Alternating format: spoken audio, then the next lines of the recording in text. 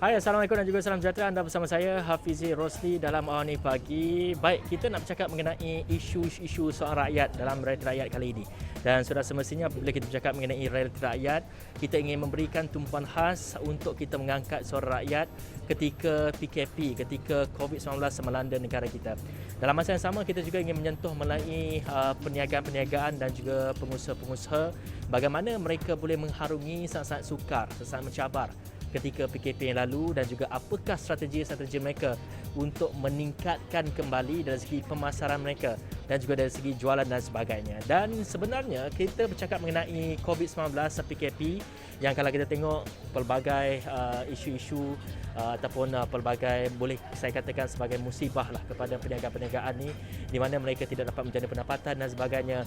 Dan kita berada di Pulau Langkawi ini di mana pulau ini yang mengharapkan sumber pelancongan sebagai penjana utamanya di Langkawi ini sudah semestinya cukup terkesan dengan COVID-19 ini, dengan penutupan pintu sepadan dan juga dengan ketiadaan pelancong dan sebagainya. Jadi susulan daripada PKP yang lalu kita dapat saksikan banyak perniagaan gulung tikar dan sebagainya. Namun kita dapat cakap mengenai melihat ke hadapan. Mereka menjadikan PKP ini sebenarnya sebagai satu idea, cetusan idea untuk mengilhamkan beberapa inovasi dan juga beberapa perubahan supaya ia sejajar dengan apa keadaan situasi semasa ini. Dan dalam masa yang sama kita ingin melihat satu pengusaha ini, satu perusahaan ini di mana lahir setelah PKP ini melihat kepada peluang-peluang yang baru yang harus diceburinya. Dan jadi saya bercakap mengenai Langkawi Tourism Cafe di mana kafe ini baru saja ditubuhkan, mula beroperasi sejak daripada PKP yang lalu dan sekaligus kafe-kafe ini bukan saja hanya menjual barang-barang tempatan dan sebagainya, itu akan diulaskan sendiri oleh pengusahanya, namun ada lagi tugas-tugas dan juga tanggungjawab yang digalas dalam membangunkan, dalam memperkasakan lagi komuniti terutamanya bagi masyarakat Langkawi. Dan bersama saya dengan sekarang ini merupakan pengusaha Langkawi Tourism Cafe, Encik Zainuddin Kadir. Terima kasih Encik Zainuddin ataupun kita panggil sebagai Cik Din. Cik Din sebelum ni banyak bersama dengan kami di Awani Pagi dan juga di Astro Awani, banyak menyatakan mengenai isu-isu di Pulau Langkawi dan sebagainya. Jadi cetusan idea untuk menghasilkan ataupun untuk menubuhkan kafe ini sebenarnya datang daripada bila lagi? Dan mungkin bagi tahu dari segi prosesnya dan difahamkan lahir setelah PKP ini bagaimana dapat dikongsikan kita? Terima kasih Awani, terima kasih kepada penonton-penonton Awani Pagi. Sebenarnya cetusan idea daripada penubuhan Tourism Cafe ini adalah since PKP lockdown seluruh Malaysia. Jadi apabila terjejasnya industri pelancongan Langkawi, saya pun memang terlibat daripada industri dan terkesannya pandemik COVID ni telah menjejaskan banyak peluang dalam industri pelancongan. Tapi dengan bukan kata peluang tu tak ada, daripada musibah yang melanda dijadikan peluang. Jadi apabila saya mengkaji ataupun saya mendapat ilham untuk menubuhkan Tourism Cafe ini, dia adalah kafe yang berbentuk pelancongan. Kami daripada keluarga mempunyai ladang ataupun kebun kelapa seluas lebih kurang 3 ekar, boleh menanam sebanyak 150 pokok, dah menghasilkan buah. Jadi apabila idea itu timbul, saya bersama komuniti-komuniti selalu bercambah idea, memikirkan apa yang boleh menolong komuniti dan diri kita sendiri. Jadi apabila kita mendapat satu ilham, iaitu kita punya signature di Tourism Cafe ni adalah aiskrim kelapa dibuat daripada susu kerbau. Inilah satunya produk yang sangat unik yang tidak dapat di mana-mana, hanya ada di Tourism Cafe, iaitu di Langkawi. Dan dalam masa yang sama juga, Tourism Cafe ini adalah untuk mengangkat komuniti. Kita memanggil mereka untuk memasarkan produk-produk daripada Joe Food, sepertinya dengan sup gamat, dengan kerabu beronok, coklat, gamat, semua berasaskan daripada gamat. Dan dalam masa yang sama kita juga ada mempromosikan bam gamat, minyak gamat. Inilah tempatnya. Kita mempromosikan tourism cafe dengan cara percuma kepada komuniti-komuniti. Ya, kita tidak mengambil upah apa. Inilah tempatnya untuk kita sama-sama falsafah tourism cafe adalah rezeki dikongsi bersama. Jadi kepada penonton-penonton Awani boleh datang ke tourism cafe ataupun like page kita. Kita ada tourism cafe Langkawi. Boleh like page kita. Apa yang kita akan update apa-apa yang terbaru daripada tourism cafe. Dan dalam masa yang sama juga insya-Allah pada besok kita ada tourism cafe akan ada satu MOU dengan fast track, iaitu macam Grab Food ataupun macam Hungry Food. Kita adalah compliant syariah yang pertama. Jadi berada di tourism cafe untuk menghantar makanan-makanan. Setengah-setengah ada isu-isu yang mengatakan Grab ataupun dengan izinnya mana-mana penghantar delivery ni ada berkongsi dengan makanan-makanan tidak halal. Jadi apabila kita memperkenalkan compliance syariah yang pertama dengan izinnya bahawa di Langkawi ni tourism cafe adalah pelopor utama. InsyaAllah kita akan jalankan, dan dalam masa yang sama kita menyediakan pekerjaan kepada anak-anak muda untuk menghantar makanan ke tempat-tempat seluruh Langkawi. Dan insyaAllah dalam minggu depan juga kita ada satu pelancaran, iaitu Three Wonders Package.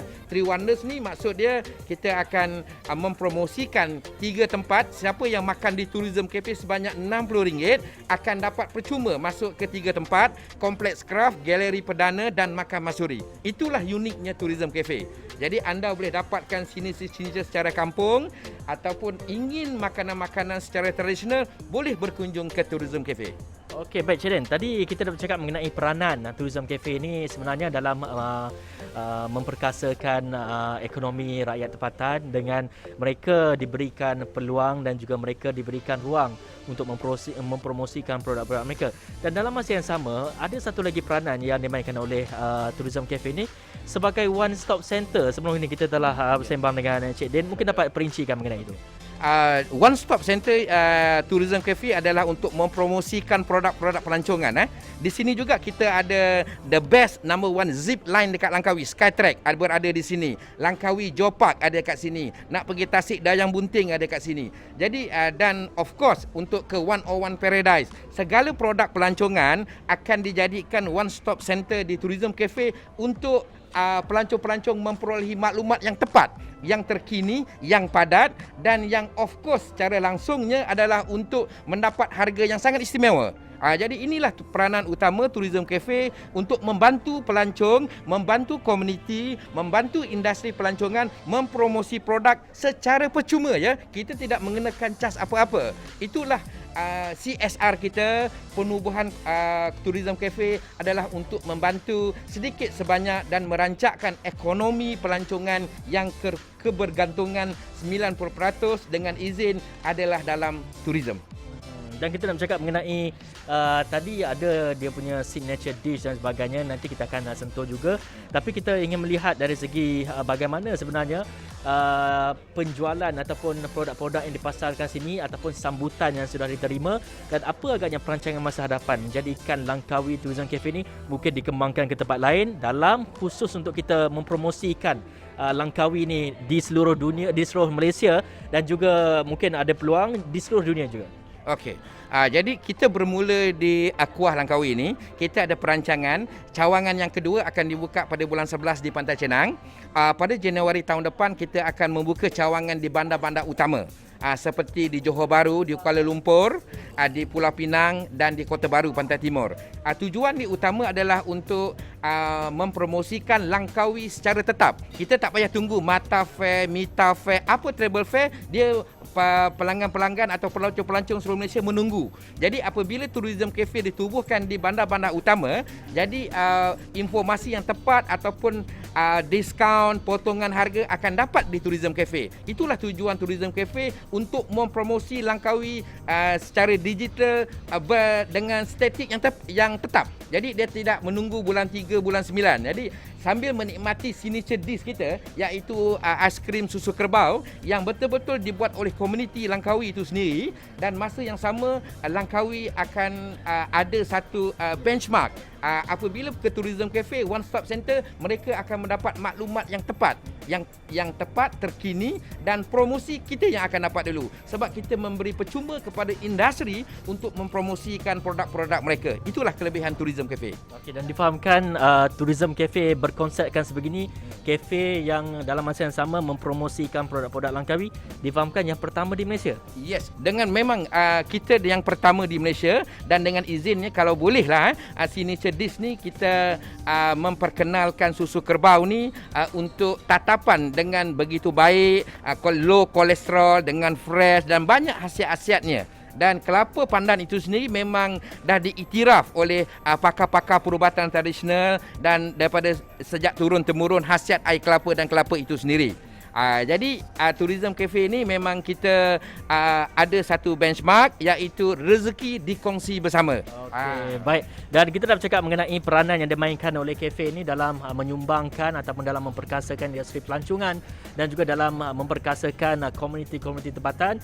Dan selepas ni kita nak tengok pula bagaimana agaknya penyediaan signature dish yang katanya aiskrim ini dibuat daripada susu kerbau dan juga menggunakan kelapa pandan yang fresh, yang baru saja dipetik pagi. Mungkin dalam masa 20 ke 30 minit anda boleh membelahnya dan juga dapat minum airnya. Dan kita akan berehat dulu seketika. Selepas ni kita nak tengok bagaimana penyediaan signature dish ini bersama dengan Cik Den. Kita berehat dulu seketika, kita mula selepas ni.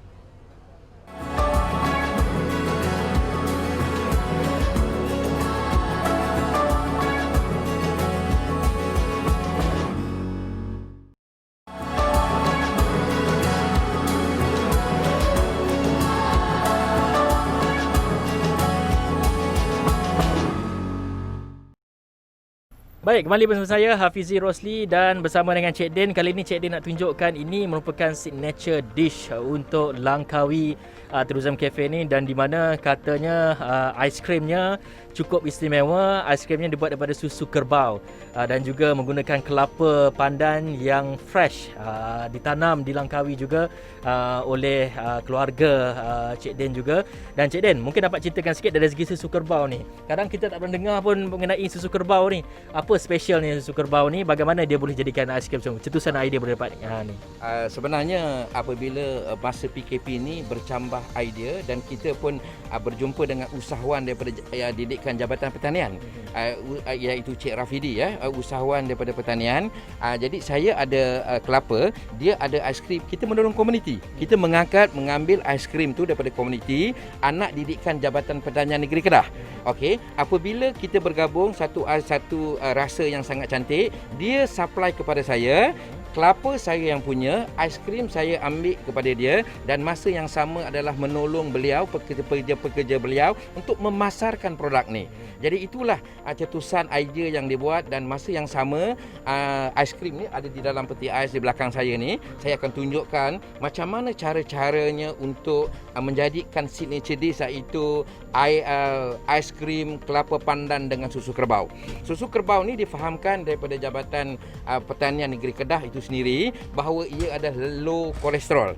Dan cetusan idea itu memang dulu dibuat, iaitu di masa di lama kita Langkawi ada satu buffalo fat, iaitu kebanyakan cheese yang terbaik ataupun keju-keju yang terbaik dibuat daripada susu kerbau. Jadi apabila kita di Langkawi, anak Langkawi itu sendiri mencipta membuat aiskrim dengan bimbingan Jabatan Pertanian, telah menghasilkan satu rasa yang sangat unik. Jadi saya dengan izinnya meminta nanti kepada Cik Hafizi untuk merasai sendiri macam mana saya akan buat dan tunjukkan, dan boleh menikmati dengan kelazat dan kelemakan aiskrim susu kerbau ni. Jadi kita bermula, kita dengan ambil nyok yang fresh didatangkan tadi daripada pagi tadi, iaitu pengusaha pekerja kita sendiri untuk mengambil. Mungkin demo nanti kita akan ambil, mungkin demo nanti kita ambil secara visual. Cuma bagi explanation secara ringkasnya, kelapa ni macam mana akan dibelah dulu, and then macam mana aiskrim akan diletak dalam ke macam Okey. mana? Kelapa ni akan dibelah. Dia belah dengan dalam masa lebih kurang dalam tak sampai 1 minit. Okey. Air tu dikeluarkan. So isi tu dia boleh menikmati dengan aiskrim sekali. Saya akan masukkan 3 scoop aiskrim bersama dengan fruit cocktail, dengan kacang, dengan jagung, dan satu kombinasi 3 rasa yang sangat unik. Dan dia mendapat satu kelemakan. Satu rasa adalah aiskrim kesihatan, minuman kesihatan.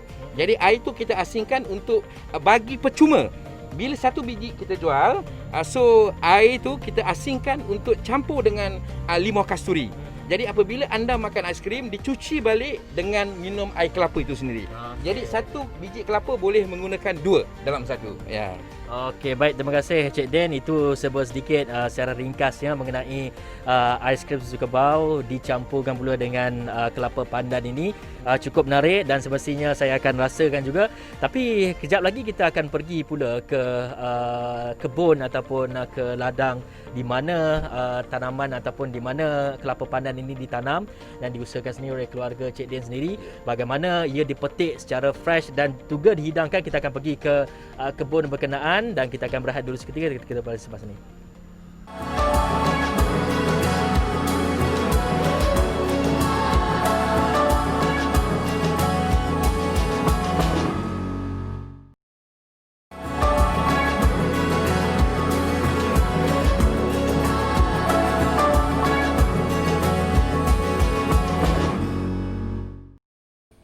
Baik, anda kembali bersama saya dengan Hafizi Rosli, dan tadi kita dah bercakap lebih lanjut mengenai bagaimana sebenarnya ketika PKP ini lahir cetusan idea untuk menubuhkan sebuah kafe, iaitu Langkawi Tourism Cafe, yang bukan saja kafe ini menyediakan makanan-makanan dari segi makanan tempatan dan juga malah ia juga mempromosikan produk-produk komuniti.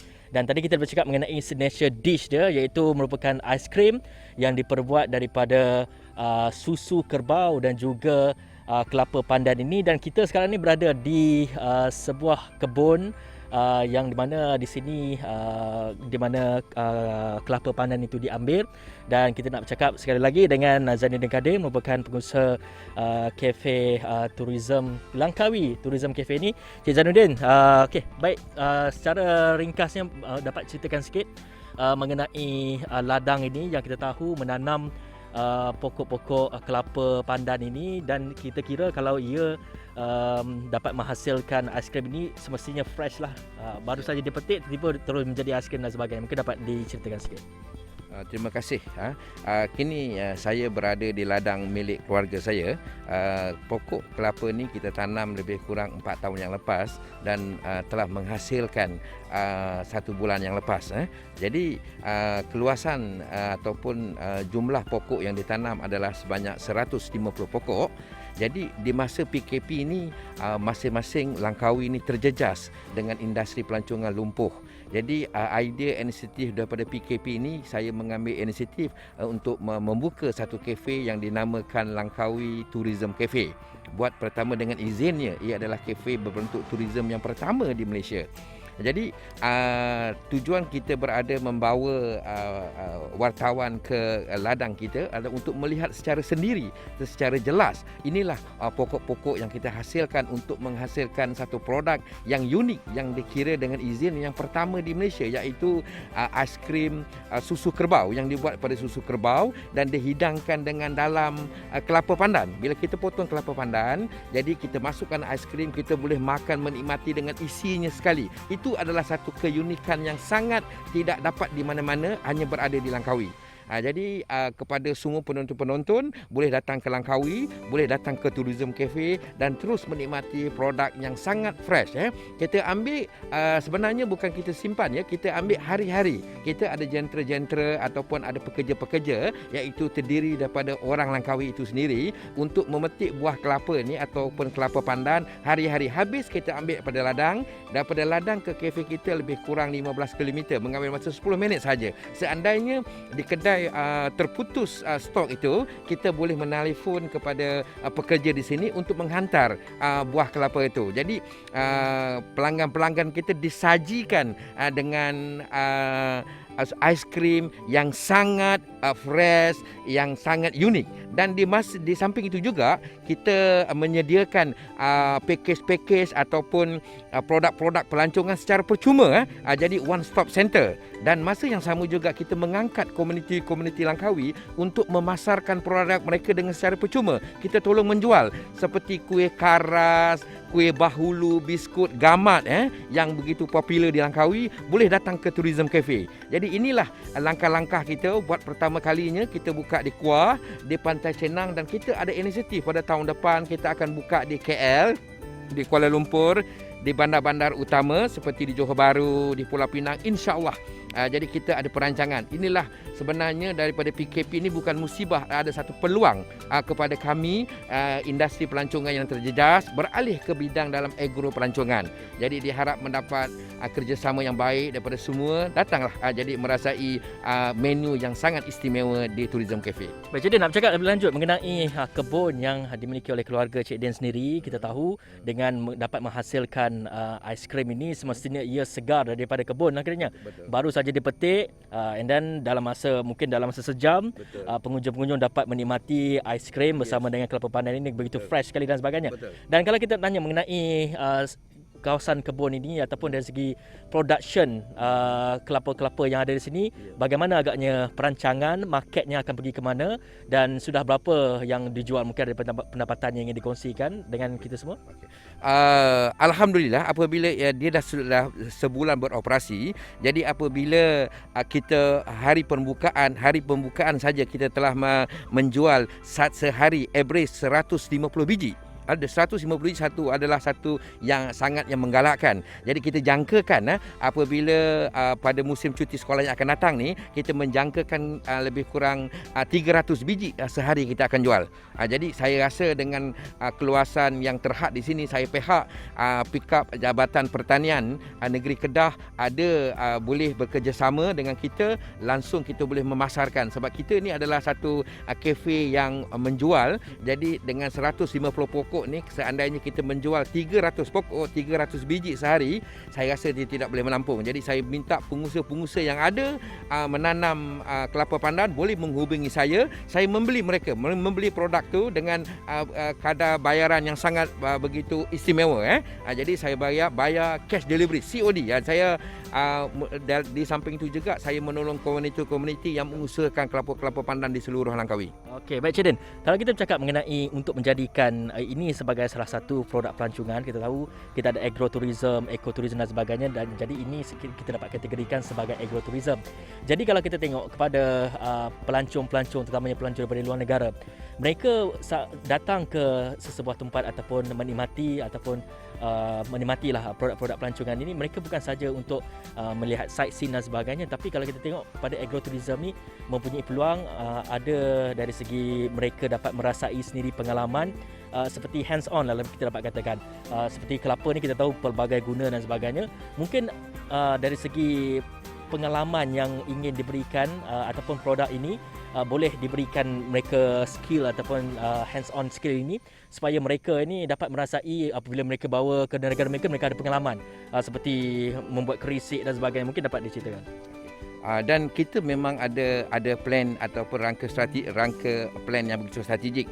Jadi dari kebun ni juga kita akan ada experience ataupun menjual pengalaman kepada pelancong-pelancong dengan di samping itu juga mereka boleh masuk dengan bayaran RM25 makan sampai kenyang.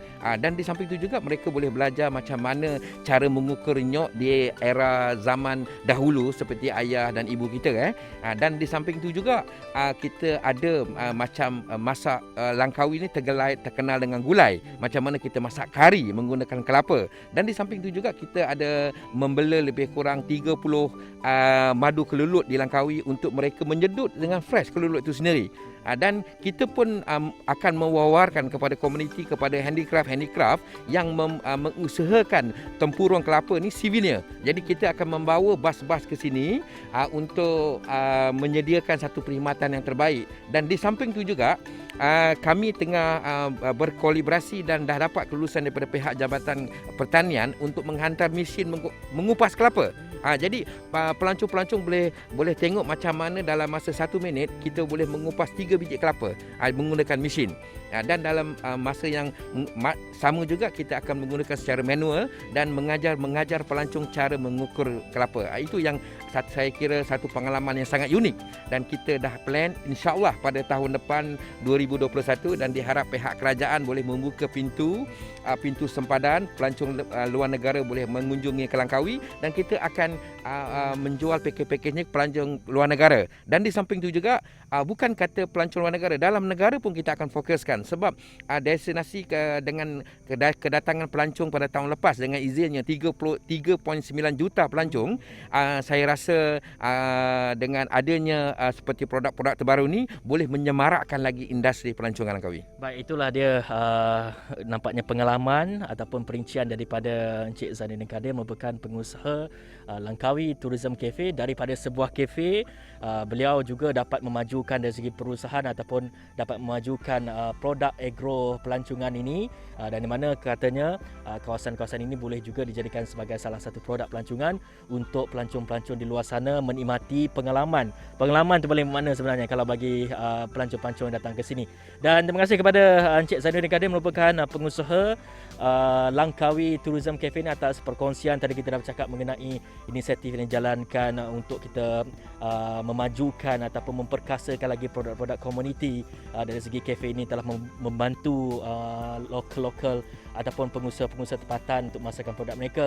Dan ini pula kita datang ke sebuah kebun yang lebih daripada 150 pokok ya. Yes. Lebih daripada 150 pokok, dan ini juga dapat menambahkan dari segi pendapatan rakyat-rakyat ataupun masyarakat di Langkawi ini, dan juga itu kita dapat kongsikan banyak sebenarnya perincian-perincian yang tadi kita dah membincangkan. Dan terima kasih kepada Encik Zainuddin Kadir sekali lagi. Dan untuk itu Awani Pagi berakhir di sini. Saya Hafiz Rosli. Assalamualaikum warahmatullahi wabarakatuh.